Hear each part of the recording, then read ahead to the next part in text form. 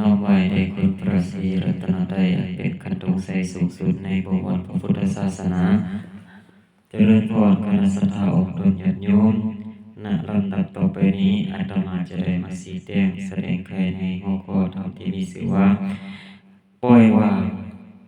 หนทางสู่ความสงบในพระพุทธศาสนาทุกมื้อนี้ผู้คนกำลังเผชิญหน้ากับความทุกข์หลายคน ความลำบากและความกดดันในชีวิต ความยึดติดในสิ่งต่างๆ ความปรารถนาที่บ่มีสิ้นสุด และความกังวลเกี่ยวกับอนาคตล้วนแต่เป็นสาเหตุของความทุกข์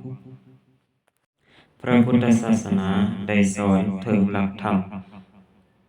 อันหนึ่งที่สามารถนำพาเราไปสู่ความสงบและความสุขที่แท้จริงนั่นก็คือการปล่อยวางการปล่อยวางในพระพุทธศาสนาบ่ได้หมายความว่าเราต้องปัดทิ้งทุกสิ่งทุกอย่างในชีวิตแทนที่จะเป็นแบบนั้นมันหมายถึงการบ่ยึดติดกับสิ่งใดสิ่งหนึ่งบ่ว่าจะเป็นความสุขหรือความทุกข์ความรักความชังหรือสิ่งของต่าง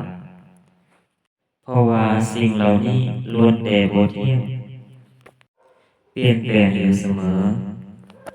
ถ้าเราไปยึดติดกับมันเราก็จะประสบ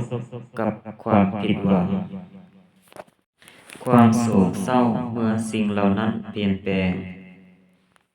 การปล่อยวางคือการเข้าใจความจริงของชีวิตว่า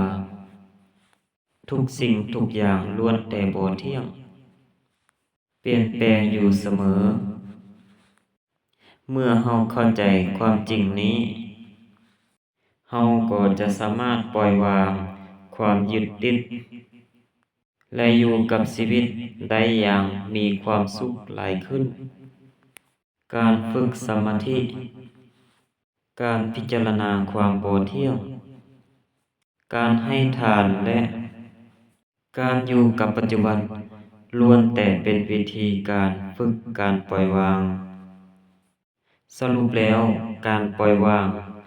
เป็นการปฏิบัติธรรมเป็นหลักธรรมที่สำคัญในพระพุทธศาสนาการฝึกปล่อยวางจะช่วยให้เราพ้นจากความทุกข์และมีความสุขได้อย่างแท้จริงมันคือการเปิดประตูสู่ความสุขความสงบภายในการดำรงชีวิตอย่างมีความหมายและการเข้าใจความจริงของชีวิตขอให้เราทุกคนมั่นฝึกฝนการปล่อยวางเพื่อพบกับความสงบ